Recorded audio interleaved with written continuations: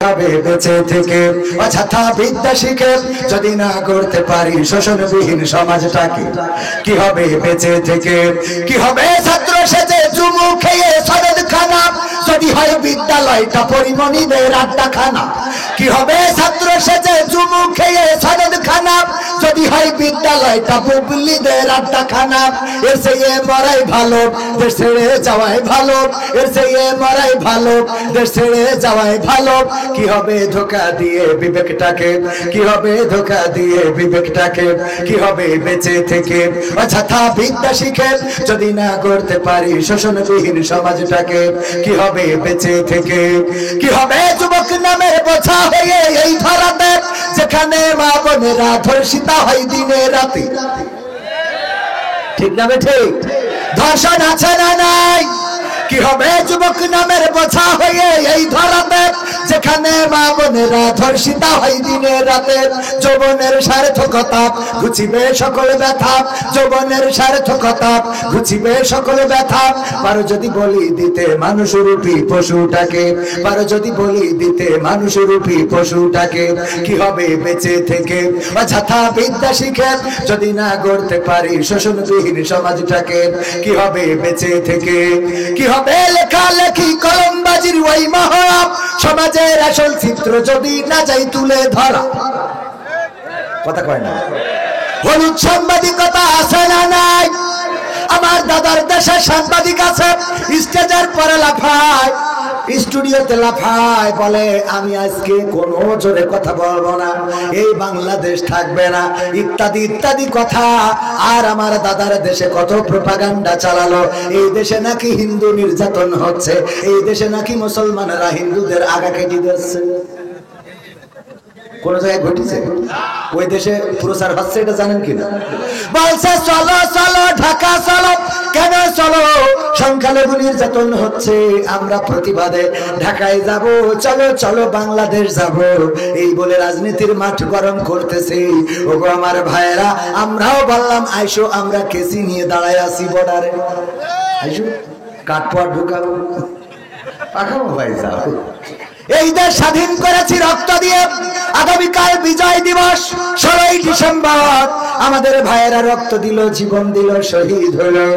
লাখে লাখে শহীদ হয়ে রক্ত দিয়ে আমার মা বোনেরা ইজ্জত হারিয়ে একটা স্বাধীন সার্বভৌম বাংলাদেশ এনেছে। এই বাংলাদেশকে কোনো বাতিলের কাছে, কোনো পরাশক্তির কাছে আমরা ইজারা দিয়ে দেব না।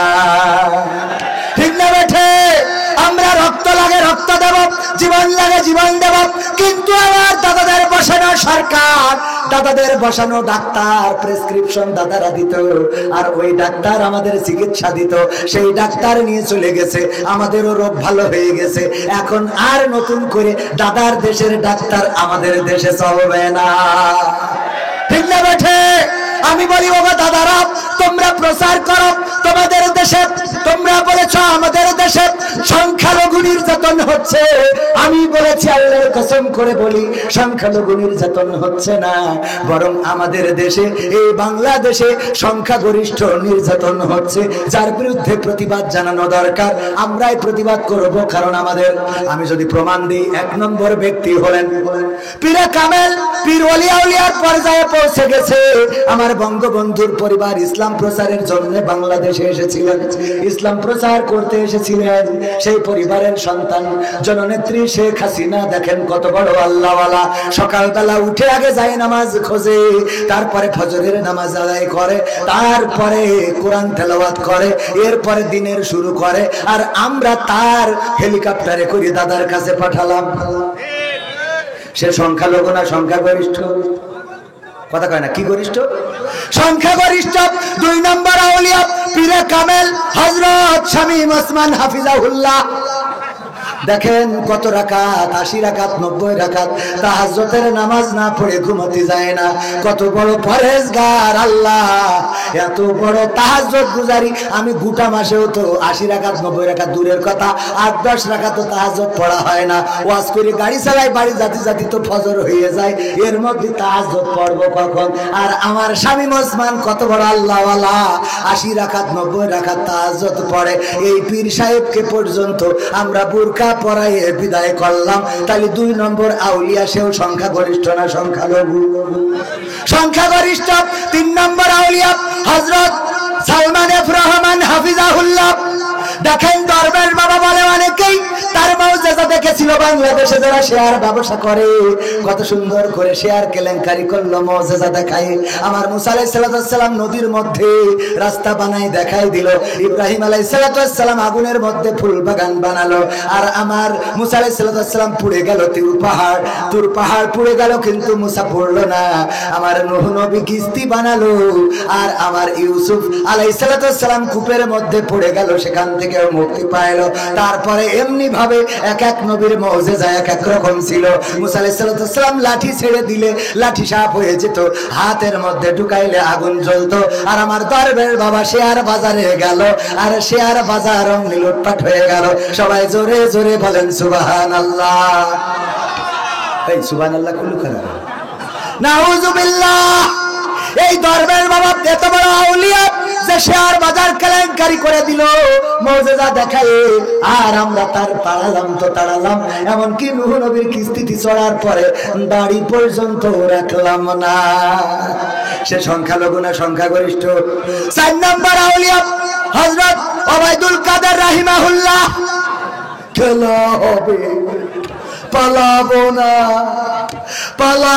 না, প্রয়োজন হলে ফখরুলের বাসায় গিয়ে উঠবো। এই আল্লাহর ওলি গৌর গোবিন্দের মতো কোথায় হারায় গেল? বললো পালাবো না। সেই আল্লাহর ওলিও চলে গেল কোথায়? এখনো দেখা মিলল না। অনেকের তো মাঝে মাঝে দেখা যায় আমেরিকায়, মাঝে মাঝে দেখা যায় লন্ডনে, মাঝে মাঝে জেলখানায়, মাঝে মাঝে কেউ ডিম খায় উপর দিয়ে বানিয়ে দিয়ে। কিন্তু ভাইয়েরা আমার, এই আল্লাহর ওলির এখনো পাইলাম না। এই লোক সংখ্যাগরিষ্ঠ না সংখ্যালঘু? সংখ্যাগরিষ্ঠ। 5 নম্বর আউলিয়া বুঝতে পারলো এই দুনিয়ার জীবনই না, এত আরামায়েশ কিসের? সুতরাং সব ছেড়ে দিয়ে দাড়ি রাখলো, টুপি মাথায় দিল, আর তারপরে বনবাসে চলে গেল। কলা পাতায় শুয়ে রইল আমার মানিক্কা। ঠিক না ঠিক? কলা পাতায় শুয়ে রইল, সেই মানিক্কার বিসি পর্যন্ত খুলে নিয়েছে। এও সংখ্যালঘু না সংখ্যাগরিষ্ঠ? সংখ্যাগরিষ্ঠ। কিছু বলতো নেই, তোকে তো খালি আগা কাটার ভয়, আর এর তো ডাইরেক্ট মেশিনই তো নষ্ট করতে। ঠিক না বেঠে? ও আমার ভাইয়েরা, এই লোকটাও সংখ্যালঘু না সংখ্যাগরিষ্ঠ? সংখ্যাগরিষ্ঠ। তারপরে ইনু মেনন কত বড় পরহেজগার। দেখেন আল্লাহর মানত না, বামপন্থী দল করে। সেই লোকগুলো একবার সাদা কাফনের কাপড় পরে একবার বা 2-5 বার গিয়েছে মক্কায়, মক্কা মদিনা তাওয়াফ করে এসেছে, রাসূলের রওজায় সালাম দিয়ে এসেছে। এই ইনু মেননেরও আমরা ধরে রাখিছি। আরাফাত ব্যারিস্টার সুমন সহ কত ডজন, 3 ডজনেরও বেশি আল্লাহর ওলি পলক টলক সহ সব রাখলাম জেলখানায়, ডিম দিলাম। ও আমার ভাইয়েরা, এরা একটাও সংখ্যালঘু না, বরং সংখ্যাগরিষ্ঠ। বলেন ঠিক কিনা? সুতরাং নির্যাতিত হচ্ছে সংখ্যাগরিষ্ঠ, আর আমার দাদারা বলে সংখ্যালঘু নির্যাতিত হচ্ছে। আল্লাহর কসম করে বলি, আমার দেশের হিন্দুরা, বৌদ্ধরা, খ্রিস্টানেরা ডিমের মধ্যে কুসুমটা যেমন সংরক্ষিত থাকে, বাংলাদেশে তেমন মুসলমানদের কাছে হিন্দু, বৌদ্ধ, খ্রিস্টান সংরক্ষিত আছে। বলেন ঠিক কিনা?